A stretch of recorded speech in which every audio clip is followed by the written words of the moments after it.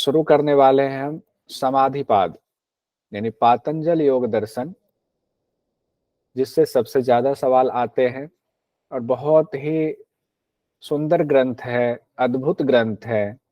जीने का तरीका सिखाया गया है। सृष्टि क्या है, आप क्या हो, चित्त क्या है, इसकी सुंदर रचना है। कैसे इस सृष्टि में आप फंस गए, कैसे इससे आपको मुक्ति मिलेगी, ये सारी चीजें इसमें बताई गई हैं।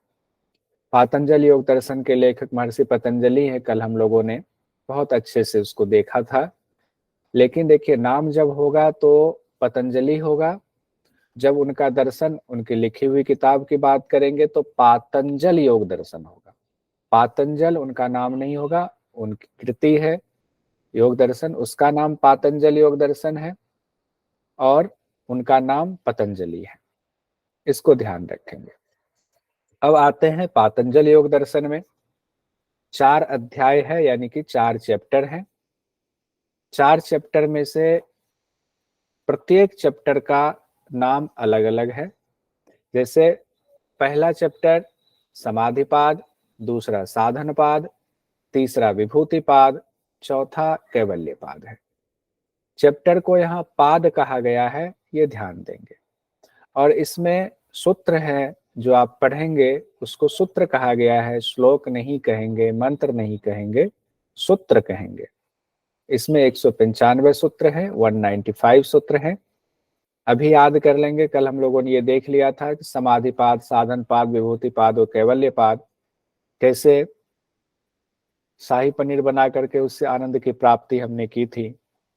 उस सीक्वेंस में हमें पूरा याद हो गया था। समाधिपाद, साधनपाद, विभूतिपाद और कैवल्यपाद। अब हम देखते हैं किस पाद में कितने सूत्र हैं, ये भी अभी याद कर लेंगे।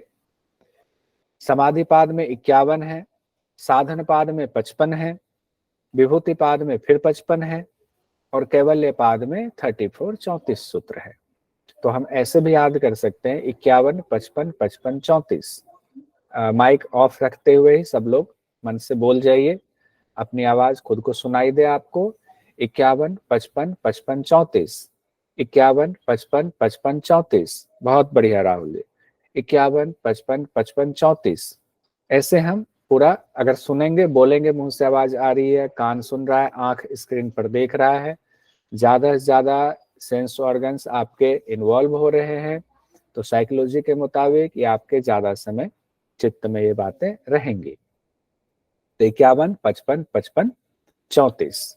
तो इस तरह से हमने ये देख लिया। कई बार ये पूछ दिया जाता है, बहुत आसान सवाल है, कई बार आ जाए कि विभूतिपाद में कितने सूत्र बताए गए हैं, तो 4 ऑप्शन होगा, 51, 55, 34, एक और कोई ऑप्शन दे देगा 35। तो हमें अगर पता हो 51, 55, 55, 34 और हमें सीक्वेंस याद है समाधिपाद, साधनपाद, विभूतिपाद, कैवल्यपाद, बहुत आसानी से हम इस सवाल का जवाब दे देंगे। अब हम शुरुआत करते हैं समाधिपाद में। हमने देखा 51 सूत्र हैं और शुरुआत समाधिपाद की कैसे हो रही है। शुरू के 12 मंत्र तो आप यूं ही याद कर सकते हैं चुटकियों में। कैसे? तो इसको एक कहानी के रूप में हम लोग याद कर लेते हैं। मान लीजिए कि आप एक स्टूडेंट हैं, आप छात्र हैं, आप गुरु के पास योग पढ़ने गए, योग दर्शन पढ़ने गए गुरु के आश्रम में।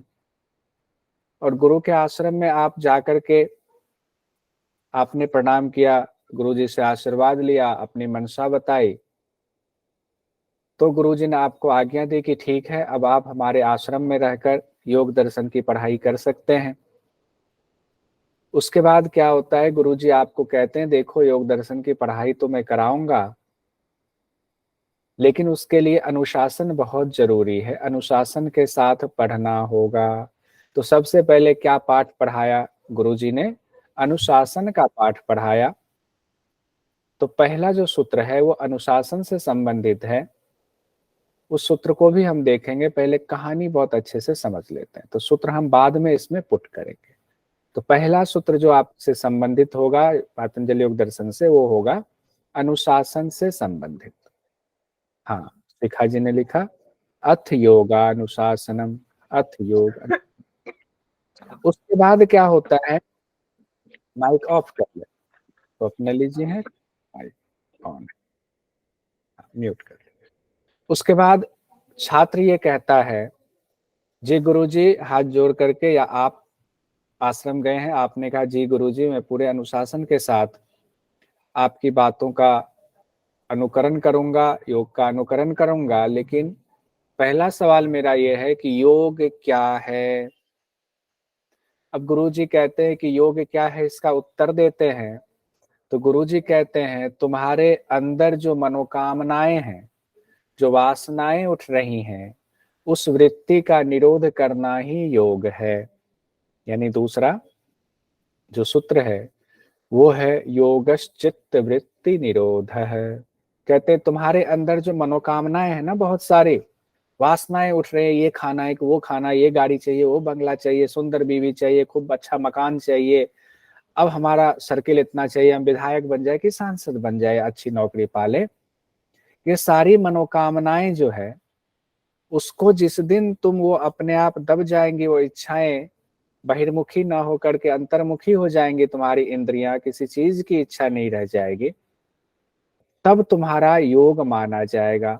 यानी कि तुम्हारे चित्त में जो वृत्तियां उठ रही है, जो असंख्य वृत्तियां हैं, कुछ पाने की लालसा है, उसका निरोध हो जाना, विरोध नहीं, निरोध, जबरदस्ती नहीं रोकना, उसका स्वतः निरोध हो जाना, तब जो है योग माना जाएगा, वही योग है। तब अब स्टूडेंट ये पूछता है, छात्र ये पूछता है, शिष्य ये पूछता है कि अच्छा, चित्त की वृत्तियों का निरोध हो जाएगा तो क्या होगा उससे। तब गुरुजी कहते हैं कि चित्त की वृत्तियों का निरोध होने से क्या होगा, तुम्हारी आत्मा अपने असली स्वरूप में आ जाएगी। तदा दृष्टो स्वरूपे वस्थानम। तुम्हारी आत्मा जो है, चेतना जो है, वो अपने असली रूप में आ जाएगी। अब इसके मन में, यानी हमारे आपके मन में अब क्या हुआ, अब बात घूमने लगी, अरे मतलब चित्त की वृत्तियों का निरोध होगा तो आप आत्मा अपने असली रूप में आ जाएगी, तो अभी तक आत्मा किस रूप में है, क्या अभी आत्मा किसी और रूप में हमारे शरीर में है। तो ये सवाल गुरुजी से हम पूछ लेते हैं कि अब तक वो आत्मा किस स्वरूप में अवस्थित है फिर। तो गुरुजी कहते हैं कि वो तुम्हारी कामनाएं जो तुम्हारे अंदर है, तुम्हारी वासनाएं जो है, इस रूप में जो वृत्तियां हैं, वो तुम्हारे अंदर आत्मा उन वृत्तियों को ही समझ लेता है कि वही सोच रहा है, वही कर रहा है। वृत्ति सारूप्यम मितरत्र। वृत्ति के सारूप्य वो आत्मा हो गई है। अब बड़ी मुश्किल है। अब गुरुजी ने यहाँ शुरुआत क्या बताया, अनुशासन से, फिर कहा वृत्तियों का निरोध करोगे, उसके बाद कहा उससे क्या होगा, तो उससे होगा तुम्हारी आत्मा अपने स्वरूप में अवस्थित हो जाएगी। तो वो स्वरूप अभी कैसा स्वरूप है, जो अगला स्वरूप अलग हो जाएगा, तभी कुछ अलग होगा। हम मोटरसाइकिल पर चढ़ के पहुंच जाएंगे कनॉट प्लेस, लेकिन अभी हम बाइक पर कहाँ हैं, कहाँ से पहुंचेंगे, वो जगह के बारे में गुरुजी कह रहे हैं। वृत्ति सारूप्यम मित्रत्र। तुम्हारी आत्मा वृत्ति के उसमें ऐसी घुल मिल गई है, उन वृत्तियों को ही अपना मानने लगी, उसी के सारूप्य अपने आप को मानने लगी है। अब जो है छात्र ये कहता है, शिष्य ये कहता है, गुरुजी मेरी तो आंखें खुल गई, लेकिन एक बात बताइए कि वृत्तियां क्या है, वृत्तियों के बारे में बताइए। तो गुरुजी कहते हैं सभी असंख्य वृत्तियां जिसकी चर्चा मैंने की, वो 5 तरीके की होती है। यानी जो तुम्हारा दुश्मन है वो वृत्तियां हैं। पांचों दुश्मन 5 तरह के होते हैं, असंख्य दुश्मन 5 कैटेगरी में होते हैं, और सबके अंदर अच्छी और बुरी आदत होती है हर वृत्ति में। यानी पांचों वृत्तियां क्लिष्ट और अक्लिष्ट रूप वाली होती है। वृत्तयः पंचतयः क्लिष्टा क्लिष्टा। हालांकि जब आप सूत्र में पढ़ेंगे क्लिष्टा क्लिष्टा ही है, लेकिन तोड़ कर पढ़ेंगे तो क्लिष्ट अक्लिष्ट माना जाएगा। यानी वृत्तियां कितनी हो गई, 5 हो गई, और पांचों वृत्तियां दो दो भेद में, हर वृत्ति में दोनों क्वालिटी है। क्या, क्लिष्ट और अक्लिष्ट भेद वाली होती है। क्लिष्ट भेद वाली कब होती है, ये हम अभी डिटेल में जब सूत्र में पढ़ेंगे फिर बताएंगे, और अक्लिष्ट वाली कैसे होती है। उसके बाद शिष्य ये पूछता है गुरुजी उन पांचों दुश्मन का नाम बता दीजिए जिसने हमें इस संसार में, हमारे गर्दन पकड़ करके इस संसार में हमें घसीट रहा है, जिसकी वजह से हम इस संसार में फंसे हुए हैं। तो गुरुजी कहते हैं वो पांच हैं, प्रमाण, विपर्यय, विकल्प, निद्रा, स्मृति। ये पांच वृत्तियां हैं। पांचों याद कर लीजिए, एग्जाम में सीक्वेंस भी पूछा जा सकता है। माइक ऑफ रखते हुए ही 4 से 5 बार बोल लेंगे तो आपको खुद की आवाज भी सुनाई देगी। वही सेंस ऑर्गन ज्यादा इस्तेमाल करेंगे आप। प्रमाण, विपर्यय, विकल्प, निद्रा, स्मृति। प्रमाण, विपर्यय, विकल्प, निद्रा, स्मृति। प्रमाण, विपर्यय, विकल्प, निद्रा, स्मृति। अब एक एक करके गुरुजी पांचों के बारे में बताते हैं। प्रमाण क्या है, विपर्यय क्या है, विकल्प क्या है, निद्रा क्या है और स्मृति क्या है। तो पहले कहते हैं गुरुजी कि प्रमाण जो है वो 3 हैं, प्रत्यक्ष, अनुमान और आगम। इन तीनों को प्रमाण कहा जाता है। फिर कहते हैं विपर्यय क्या है, तो मिथ्या ज्ञान, कुछ देर के लिए सच लगने लगता है, जब कुछ देर के लिए लगता है सच है लेकिन वो होता क्या है, झूठ होता है, वही विपर्यय कहलाता है। विकल्प क्या है, शब्द जनित ज्ञान जो वास्तव में है ही नहीं, हम शब्दों के द्वारा, किसी ने बोला क्या कि आसमान में फूल खिले हैं और हमने कुछ समय के लिए लगा रहे आसमान में फूल खिले हैं, ऐसा शब्दों से वो कह रहा है लेकिन वैसा कुछ है ही नहीं, विषय वास्तव में वो है ही नहीं, वो विकल्प वृत्ति होगी। फिर कहा गया है निद्रा। निद्रा वृत्ति कहते हैं जब आपकी सभी इंद्रियों का अभाव होता है लेकिन उसके बावजूद उसका आलंबन रहता है।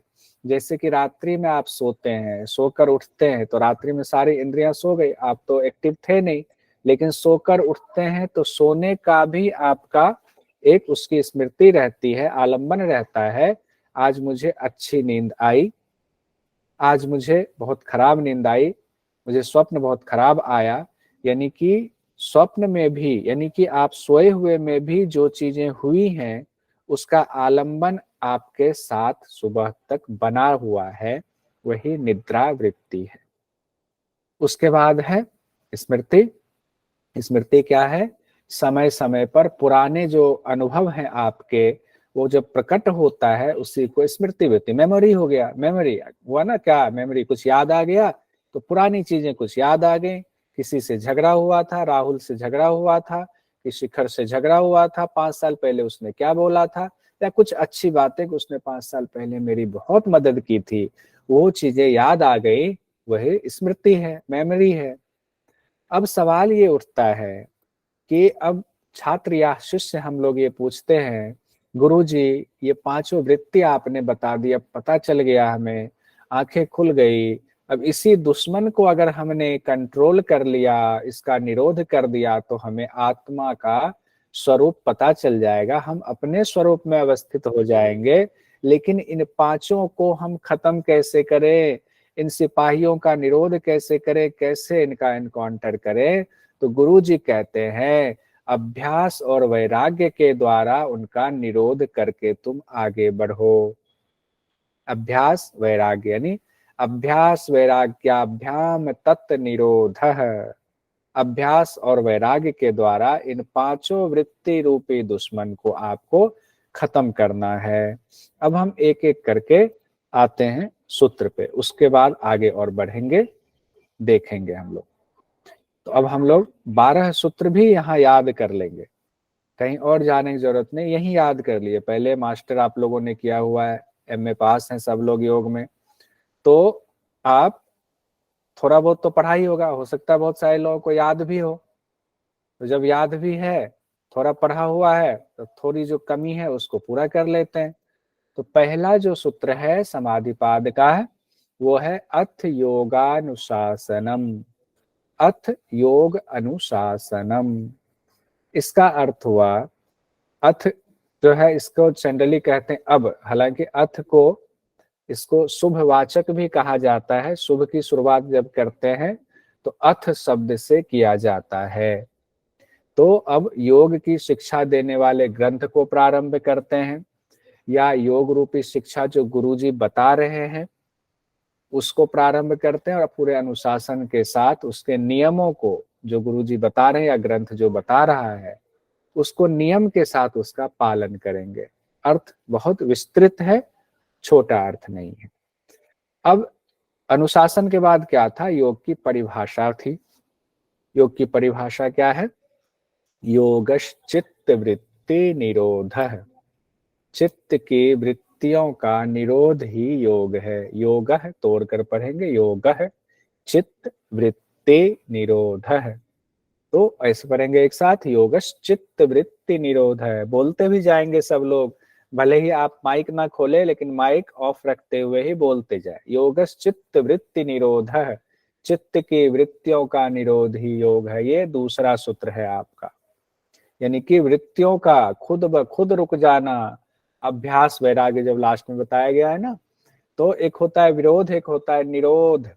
विरोध होता है जब जबरदस्ती आपका मन है समोसा खाने का, लेकिन आपको पता है कि गुरुजी देख रहे हैं या हमें शरीर के लिए नुकसान होगा, तो हमने थूक को अपने घोंट लिया। लार आ रहा है उसको घोंट लिया कि नहीं खाना, जबरदस्ती रोका हुआ, वो निरोध नहीं कहलाएगा, वो विरोध है। निरोध है कि इच्छा ही नहीं हो रही है, नहीं है तो है, मुंह में लार भी नहीं आ रहे हैं। अब हम आगे बढ़ते हैं, वृत्तियों के निरोध होने पर क्या होगा? तीसरा सूत्र क्या था? गुरुजी ने कहा था कि तब क्या होगा? तदा द्रष्टुः स्वरूपे अवस्थानम्। तब द्रष्टु अपने स्वरूप में स्थित हो जाएगा। द्रष्टु कौन है? देखिए, अगर जैसे ही दृष्टा शब्द आए पातंजल योग दर्शन में, एग्जाम में भी, आप ये समझ लेना कि आत्मा की बात कर रहा है। दृष्टा मतलब आत्मा, दृश्य मतलब प्रकृति। दृश्य कौन है? प्रकृति है, और दृष्टा कौन है? आत्मा है। आत्मा देख रहा है, देखने वाला आत्मा है। तो तदा द्रष्टु, तब वो देखने वाला आत्मा अपने स्वरूप में अवस्थित हो जाता है। लेकिन कब होगा? जब सारी वृत्तियां रुक जाएंगी। अभी समंदर में हलचल मची हुई है, तो समंदर के नीचे क्या है आप देख ही नहीं पाओगे, लेकिन झील है, बिल्कुल शांत झील है। आप चले जाए नॉर्थ ईस्ट में, उसके नीचे अगर एक पत्थर कंकड़ भी है, उसका कलर क्या है वो भी दिख जाता है। उसी तरह वृत्तियां जैसे शांत होती हैं, वैसे ही आत्मा का ज्ञान हो जाता है, हम आत्मा का दर्शन कर लेते हैं। तब हमने क्या सवाल पूछा था गुरुजी से? उसके बाद तो अभी किस स्वरूप में है आत्मा? उस स्थिति में ऐसा होगा तो अभी क्या है? तो कहा गया था वृत्ति सारूप्यम इतरत्र, या वृत्ति सारूप्यम इतरत्र। दोनों तोड़ के पढ़ेंगे, इतरत्र होगा, एक साथ पढ़ेंगे वृत्ति सारूप्य मित्रत्र। ठीक है। अब है वृत्ति सारूप्यम इतरत्र, यानी कि आत्मा, अभी स्थिति हमारी आपकी आत्मा की ऐसी है कि दृष्टा क्या कर रहा है? वो दृष्टा वृत्तियों से बंधा हुआ है, वृत्तियों को में ऐसा घुल मिल गया है कि अपना स्वरूप उन वृत्ति के हिसाब से ही समझने लगा है। उसको लगता है वृत्ति ही मैं हूं। जैसे कि हम लोग हैं, हम लोग उस वृत्ति के हिसाब से ही अपना स्वरूप समझ लेते हैं। जैसे वृत्ति का एक अर्थ ये भी लगाएं, व्यापार। वृत्ति मतलब व्यवसाय, व्यापार। आंख का व्यवसाय देखना है, कान का व्यवसाय सुनना है, मुख का व्यवसाय बोलना है, जिह्वा शब्द निकाल रही, सब अपने अपना कर्म कर रहे, क्रिया कर रहे, व्यवसाय कर रहे हैं। ठीक है। तो उसी तरीके से व्यवसाय में लगा हुआ है, उन व्यवसाय के हिसाब से अपना स्वरूप समझ लेता है। जैसे आप आत्मा हो और आप इंजीनियर हो या आप डॉक्टर हो। डॉक्टर इंजीनियर कब बने हो? तो पढ़ने लिखने के बाद बने आप। लेकिन आपने पहले ही सोच लिया मैं तो आत्मा। पूछते हैं आप कौन है? जी मैं तो डॉक्टर हूँ। आप कौन है? मैं असिस्टेंट प्रोफेसर हूँ। आप कौन है? जी मैं प्रोफेसर हूँ। अरे आप प्रोफेसर तो अभी बने हो, वो तो आपने आरोपित किया है। बेसिकली आप आत्मा हो, आप दृष्टा हो। जब आप पैदा हुए थे तब आप डॉक्टर नहीं थे, इंजीनियर नहीं थे, ना प्रोफेसर थे, ना असिस्टेंट प्रोफेसर थे। ठीक है। तो वृत्तियों के निरोध से पहले आत्मा का स्वरूप कैसा है? वृत्तियों के स्वरूप, वृत्तियों का जो स्वरूप है उसी के हिसाब से आत्मा अपना स्वरूप समझ लेती है। अब शिष्य ने पूछा था कि वृत्ति क्या है ये बताइए। आखिर ये वृत्ति ही सब मुश्किल में डाले हुए है, संसार में फंसाए हुए है, तो वृत्ति क्या है? तो गुरु जी कहते हैं, महर्षि पतंजलि कहते हैं, वृत्तयः पंचतयः क्लिष्टा क्लिष्टाः। अलग तोड़कर पढ़ेंगे, वृत्तयः पंचतयः क्लिष्टा अक्लिष्टाः। यानी कि वृत्ति जो है वो 5 तरीके की है और पांचों वृत्तियां 2 भेद वाली है, क्लिष्ट और अक्लिष्ट भेद वाली होती है पांचों वृत्तियां। अब कहेंगे क्लिष्ट क्या हुआ, अक्लिष्ट क्या हुआ? जब ये वृत्तियां आपके योग साधन में सहायक होती हैं तब अक्लिष्ट वृत्ति कहलाती है। जब आपके योग साधन में ये वृत्तियां मुश्किल खड़ी करती है, रुकावट पैदा करती है, तो वो क्लिष्ट वृत्ति कही जाती है, बाधक कहा जाता है। तो एक क्लिष्ट है, एक अक्लिष्ट है। तो क्लिष्ट मतलब कहते हैं ना, बड़ा उलझा हुआ सा, बड़ा क्लिष्ट इंसान है, वो बाधा पैदा करना, हर चीज में वो जो है बाधा पैदा करेगा, मुश्किल खड़ी करेगा। अक्लिष्ट सुलझा, अब मतलब नहीं, क्लिष्ट मतलब क्लिष्ट नहीं है, वो योग मार्ग में सहायक होगा। तो वृत्तयः पंचतयः क्लिष्टा क्लिष्टाः। अब ये भी यहाँ पर देख ले, क्लिष्ट वृत्ति आपको ऐसे एग्जाम में आ सकता है कि योग में बाधक कौन सा है, क्लिष्ट वृत्ति या अक्लिष्ट वृत्ति, या दोनों, या इनमें से कोई नहीं। अगर आपने पहले पढ़ा हुआ है, 2-4 बार रिवीजन किया हुआ है, तो कोई दिक्कत नहीं होगी। अब अगला है कि पांचों वृत्ति कौन से हैं, उसका नाम बता दीजिए। तो गुरु जी कहते हैं, प्रमाण विपर्यय विकल्प निद्रा स्मृतयः। प्रमाण, विपर्यय, विकल्प, निद्रा और स्मृति, ये 5 वृत्ति है। और पांचों वृत्ति, प्रमाण भी क्लिष्ट अक्लिष्ट है, विपर्यय भी क्लिष्ट अक्लिष्ट है, विकल्प भी क्लिष्ट अक्लिष्ट है, निद्रा भी क्लिष्ट अक्लिष्ट है, स्मृति भी क्लिष्ट अक्लिष्ट हो सकती है। कोई ऐसी स्मृति जो स्मृति आ जाए कि आपने गुरुजी से कभी मिले थे, गुरुजी ने अच्छी बातें कही थी और उसके बाद आपका एकदम मन जो है शांत हो गया था, आप योग की तरफ बढ़ रहे थे, वैसी चीजें याद आ जाए और फिर से आप योग में जुट जाओ, तो हो गया अक्लिष्ट वृत्ति। और ऐसी चीजें आ जाए जिससे कि लगे किसी ने कोई योग की बुराई की थी, क्या होता है, छोड़ो, सब में कुछ नहीं रखा, चलो पार्टी करते हैं, अभी तो पार्टी शुरू हुई है, तो वो क्या होगा, योग मार्ग से भटका रहा है आपको, छोड़ो, इन सब चीजों में नहीं रखा है, वो क्या हुआ, क्लिष्ट स्मृति हो जाएगी आपकी। इसी तरीके से पांचों वृत्तियां आपको योग मार्ग में जोड़ भी सकती हैं, आपको योग मार्ग से भटका भी सकती है। आपको ये डिसाइड करना है अपने विवेक से कि कौन सा क्लिष्ट कौन सा अक्लिष्ट है।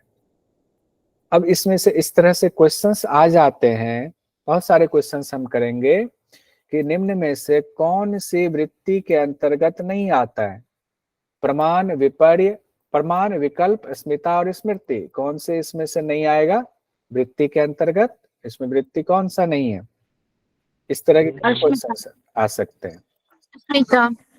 स्मिता, प्रमाण भी है, विकल्प भी है, स्मृति भी है। तो इसमें और भी आप खुद से भी क्वेश्चन बनाने की कोशिश करें कि 4 क्वेश्चन हम बना करके देखते हैं, अपने लिए रख ले क्वेश्चंस। जब दिमाग के घोड़े दौड़ाएंगे तो अच्छे से क्वेश्चन बनेंगे, और एग्जामिनर भी ऐसे ही क्वेश्चंस कुछ टेक्निकल ट्रिक लगा करके क्वेश्चंस बना देते हैं। उसके बाद है एक एक करके पांचों वृत्तियों के बारे में महर्षि पतंजलि बता रहे हैं। पहले बताते हैं, पहला कौन सी वृत्ति है, प्रमाण वृत्ति। तो प्रमाण के बारे में पातंजल योग दर्शन कहता है, प्रत्यक्षानुमानागमाः प्रमाणानि।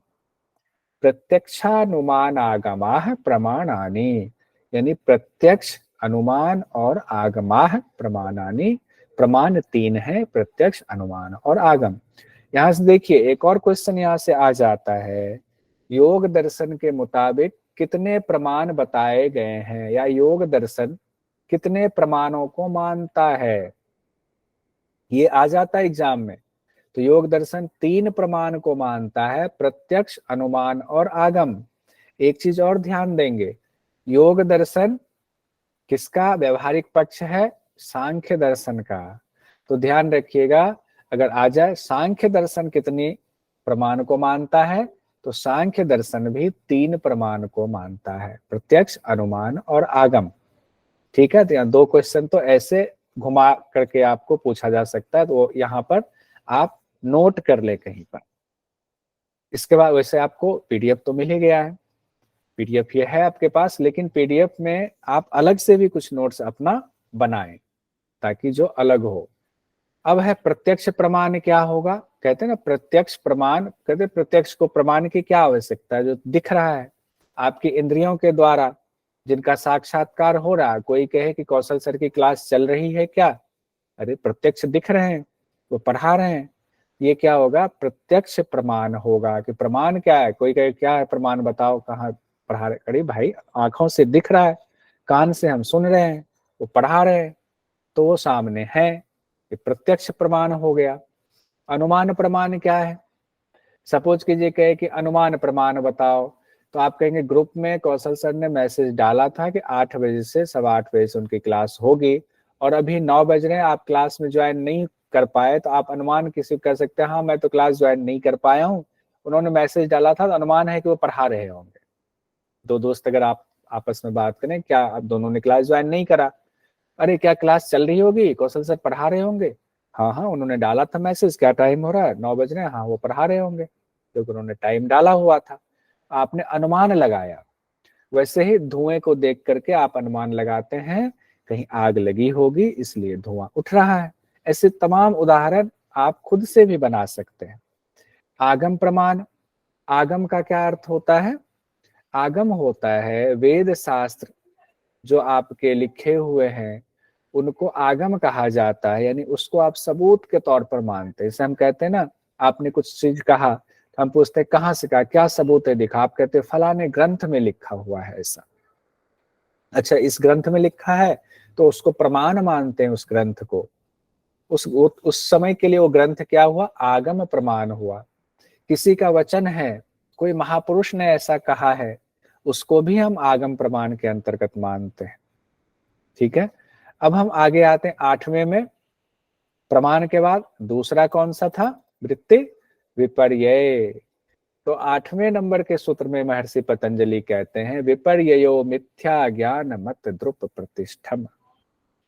विपर्ययो मिथ्या ज्ञान मत द्रुप प्रतिष्ठम, यानी कि मिथ्या ज्ञान का होना ही विपर्यय है।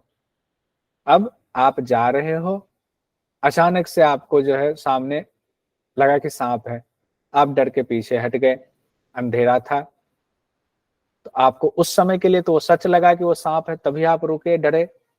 जैसे आपने टॉर्च जलाया, वैसे पता चला, रोशनी आई तो पता चला वो रस्सी है, तो वो भ्रम मिट गया। वो जो मिथ्या कुछ समय के लिए सच साबित लग रहा था वो खत्म हो गया। तो क्या हुआ, उस समय के लिए जो मिथ्या आभास आपको हुआ वो विपर्यय था, जो कि सच नहीं था।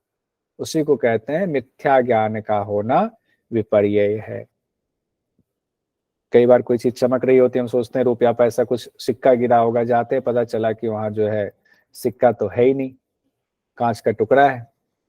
तब जो है बड़ा होता है, अरे ये तो धोखा खा गए।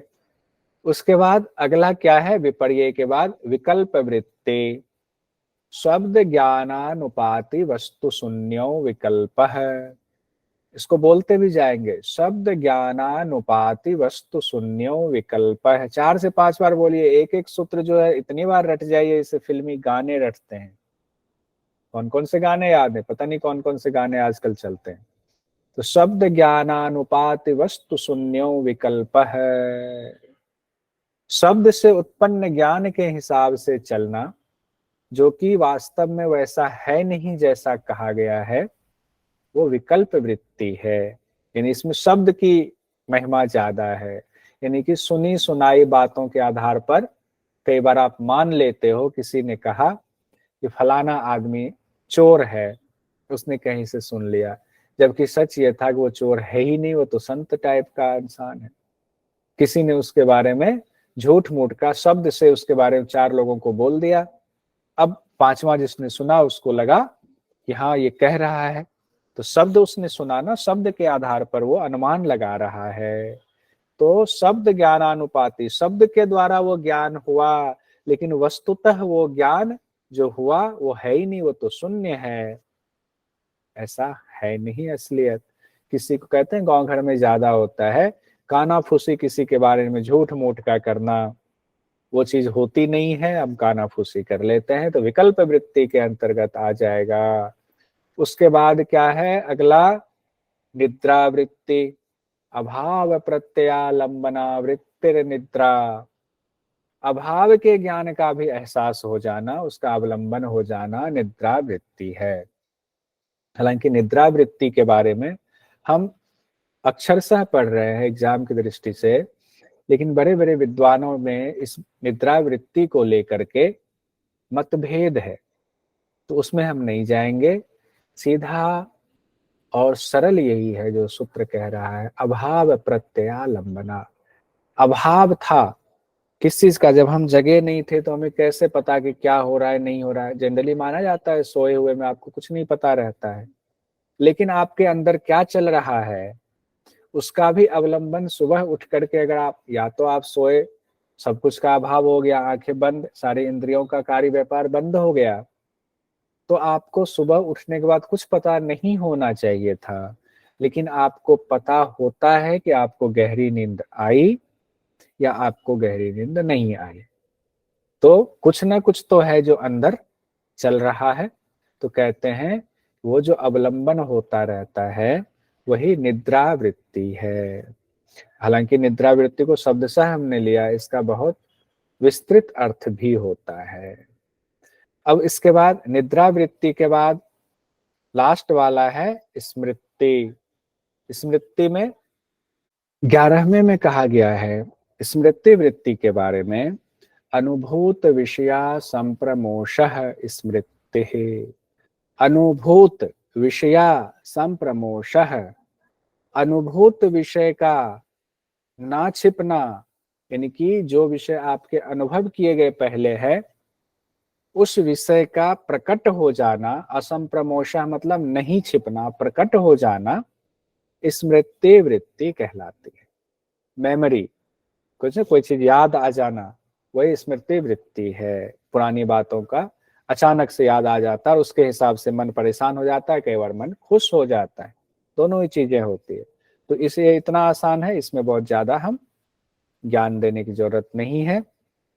अब अगला है, जब पांचों वृत्तियों को हमने देख लिया, तो अब शिष्य ने, हम लोगों ने गुरुजी से ये पूछा था कि पांचों दुश्मन का पता चल गया, जो असंख्य दुश्मन है 5 कैटेगरी के हैं, इन 5 कैटेगरी के जो दुश्मन हैं इनको कैसे खत्म किया जाए, कैसे रोका जाए। तो गुरुजी ने कहा अभ्यास वैराग्याभ्याम तन्निरोधः। अभ्यास वैराग्य के द्वारा इनका निरोध करना है। तो अभ्यास क्या है, वैराग्य क्या है? चित्त वृत्तियों का निरोध अभ्यास और वैराग्य से होता है। तो इसका अर्थ ये हुआ कि चित्त की वृत्तियों का निरोध कैसे करना है, तो अभ्यास और वैराग्य से करना है। 12वें नंबर के सूत्र में समाधिपाद में महर्षि पतंजलि ने बताया है।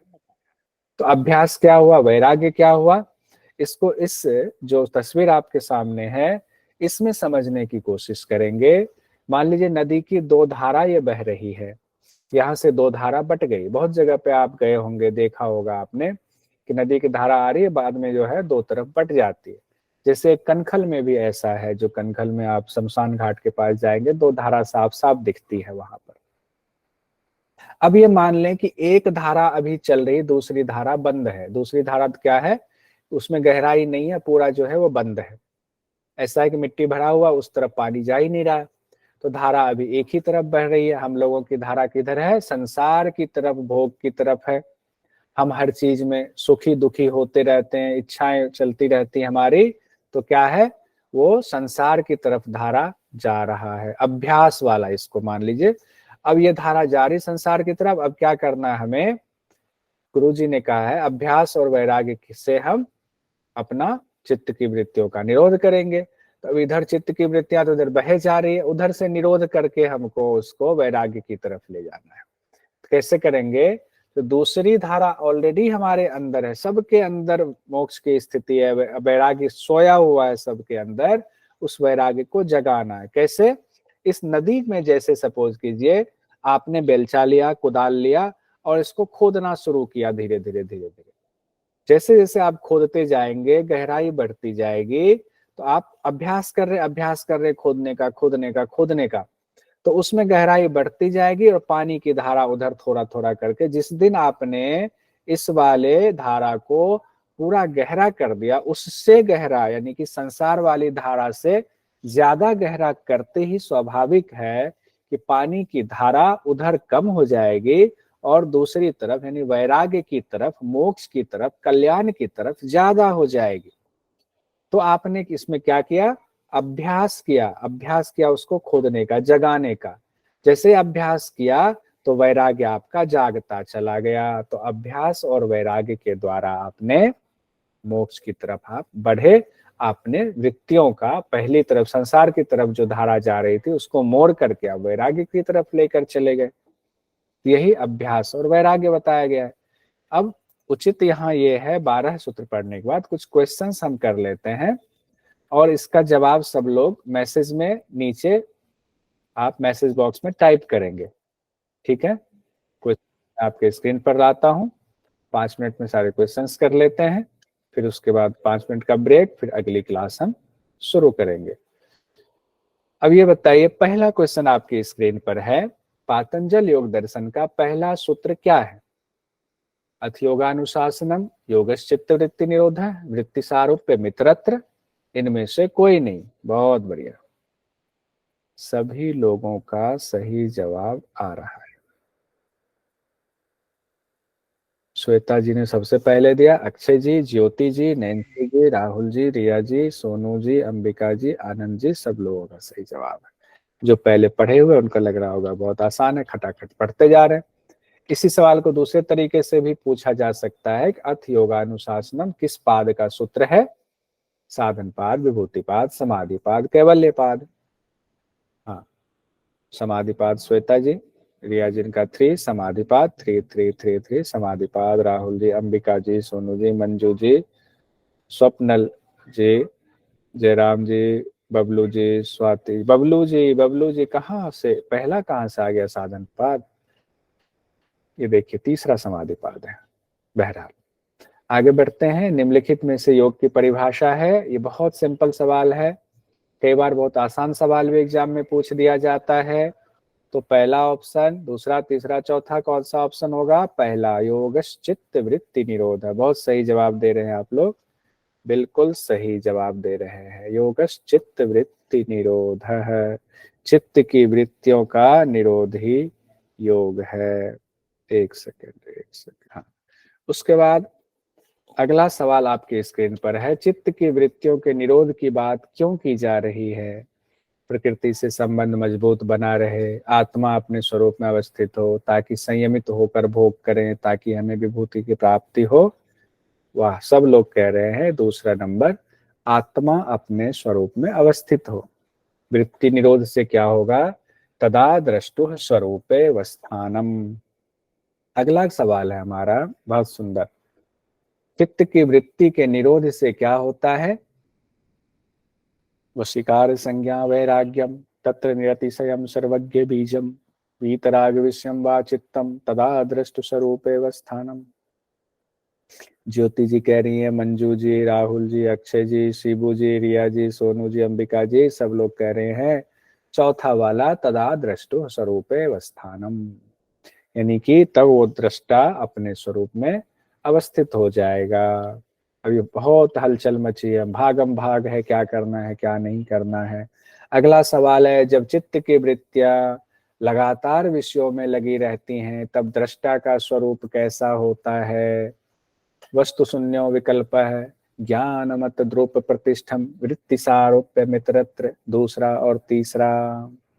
बताइए, सब लोग कह रहे हैं, राहुल जी, काजल, रिया, रुचि जी, ज्योति जी, शिवू जी, नैन्सी जी, सब लोग कह रहे हैं तीसरा। तीसरा क्या है? वृत्ति सारूप्य मित्रत्र, यानी कि अभी तक जो है वो दृष्टा वृत्ति के हिसाब से अपना स्वरूप अवस्थित करके रहता है इस वक्त। पांचों वृत्तियों में हर वृत्ति के कितने भेद बताए गए हैं? हर वृत्ति के, अंबिका जी ने कहा, अंबिका जी हैं, हाँ, राहुल जी, ज्योति जी, श्वेता जी, 2 भेद होते हैं, ठीक है। काजल, नैन्सी, सब बहुत बढ़िया, 2 भेद होते, पांचों वृत्तियों के कितने भेद? 2 भेद होते हैं। योग साधना में आपके क्लेश को बढ़ाने वाली वृत्ति को कहेंगे, क्या कहेंगे? योग साधना में जो क्लेश को बढ़ा देता है, क्लिष्ट वृत्ति, अक्लिष्ट वृत्ति, दोनों, इनमें से कोई नहीं। रुचि जी दूसरा कैसे हो गया? क्लेश को बढ़ाने वाली है। सब लोग कह रहे हैं क्लेश। नेहा जी, स्वाति जी, आनंद जी, रिया जी, सेजल जी, सब हुआ क्लिष्ट कह रहे हैं, यानी कि क्लेश को बढ़ाने वाली वृत्ति को क्लिष्ट वृत्ति कहते हैं। योग साधना में आपके क्लेश को कमजोर करने वाली वृत्ति को कहेंगे, आपके क्लेश को कमजोर करने वाली वृत्ति। अब बताइए, तो क्लेश को कमजोर करे, क्लेश को, क्लेश मतलब अपने आप में खराब चीज। नैन्सी जी वन कैसे होगा? नैन्सी जी, नैन्सी जी, बहुत बढ़िया। सब लोग कह रहे हैं अक्लिष्ट वृत्ति। कोई कंफ्यूजन हो तो माइक खोलकर अभी पूछ सकते हैं। ये होगा, क्लेश को कमजोर कर रहा है तो अक्लिष्ट वृत्ति होगा, यानी योग साधना में सहायक है। पातंजल योग दर्शन में विषयों में आसक्ति यानी वृत्तियों के कितने प्रकार बताए गए हैं? वृत्तियों की किसी भी तरह से क्वेश्चन आ सकता है। विषयों में आसक्ति कितने हैं? 5 प्रकार बताए गए हैं। बहुत सुंदर। अक्षय जी, स्वप्नली जी, श्वेता जी, जयराम जी, सेजल, रिया सेन, अंबिका जी, बहुत सुंदर। 5 वृत्ति, प्रमाण, विपर्य, विकल्प, निद्रा, स्मृति, ये पांचों वृत्ति है। बोल जाइए मन ही मन। महर्षि पतंजलि के मुताबिक इनमें से कौन सी वृत्तियां हैं? प्रमाण, निरोध, दुख, स्मृति। प्रमाण, निरोध, दुख, स्मृति। अरे बाबा, कौन कौन से होंगे? राहुल जी कह रहे हैं पहला और छोटा, चौथा, पहला और चौथा। रुचि जी कह रहे हैं चौथा, यानी कि 1 और 4। आपका भी यही है, सब लोगों का। फोर्थ का कहने का मतलब ये है, हाँ, चौथा ऑप्शन कहना चाह रहे हो आप, मैं समझ गया। सब लोग कह रहे हैं प्रमाण और स्मृति। बहुत सुंदर। महर्षि पतंजलि के मुताबिक इनमें से कौन कौन सी वृत्तियां नहीं है? प्रमाण, निरोध, राग, स्मृति। राग और निरोध। राग और निरोध। मैसेज में डालते जाइए। बहुत सुंदर। चौथा राग और निरोध, दूसरा और तीसरा, दूसरा और तीसरा, तो वो दूसरे नंबर पर भी कहेंगे तो बात समझ में आ जाए। दूसरा तीसरा, बहुत सुंदर। सब लोगों का सही आंसर आ रहा है। पातंजल योग सूत्र के अनुसार प्रमाण कितने हैं? पातंजल योग सूत्र के अनुसार प्रमाण कितने हैं? प्रमाण, हाँ, 3 हैं। कौन कौन से हैं? प्रत्यक्ष, अनुमान और आगम। आगम को ही ध्यान रखिएगा, शब्द प्रमाण भी कहा जाता है। आगम को ही शब्द प्रमाण भी कहा जाता है। पतंजलि के अनुसार इनमें से प्रमाण हैं प्रत्यक्ष, आगम, विकल्प, निद्रा। कौन से होंगे? प्रत्यक्ष, आगम, विकल्प, निद्रा। प्रत्यक्ष, आगम, विकल्प, निद्रा प्रमाण है। प्रत्यक्ष, अनुमान, आगम 3 है, तो प्रत्यक्ष और आगम, दूसरा, पहला और दूसरा, प्रत्यक्ष और आगम। बहुत सुंदर। सभी लोगों का बिल्कुल सही जवाब है। अब यह महर्षि पतंजलि के अनुसार प्रमाण है, ये हमने प्रत्यक्ष, इसमें 3 होगा, 3 दिया हुआ प्रमाण है। प्रत्यक्ष, अनुमान, आगम तीनों दिया हुआ है इसमें। वाह, 3 करके क्वेश्चन दिया हुआ है। बहुत सुंदर। नेट जेआरएफ में आया हुआ था ये क्वेश्चन, पहला, दूसरा और चौथा। श्वेता जी सबसे पहले आपने जवाब दिया, बहुत बढ़िया। उसके बाद ज्योति जी, राहुल जी, अंबिका जी, बहुत सुंदर। नेहा उमर जी, रुचि जी, शिबुदास जी, बहुत सुंदर। सभी लोगों का सही जवाब आ रहा है। रमेश सर, अगला क्वेश्चन है, रमेश ने रस्सी को सांप समझ लिया, इस दौरान कौन सी वृत्ति आ गई? हाँ, रुचि जी कह रही तीसरा, विपर्य वृत्ति आ गई। अच्छा, चलिए विपर्य वृत्ति मान लेते। अरे सब लोग। मिस काजल चौथा कहाँ से आ गया? मिस काजल, आपने चौथा क्यों बोल दिया? विपर्य वृत्ति, ठीक है। योग दर्शन में मिथ्या ज्ञान किसके लिए इस्तेमाल किया गया है? मिथ्या ज्ञान। योग दर्शन में मिथ्या ज्ञान का क्या सूत्र है? विपर्ययो मिथ्या ज्ञानम मतद्रुप प्रतिष्ठम। विपर्ययो मिथ्या ज्ञान, विपर्ययो तो विपर्य के लिए आया है, मिथ्या ज्ञान। अगला क्वेश्चन है, मोहन ने श्याम से कहा कि आसमान में उड़ता घोड़ा जा रहा था, मतलब घोड़ा उड़ते हुए जा रहा था आसमान में, इनमें से कौन सी वृत्ति का बोध होता है?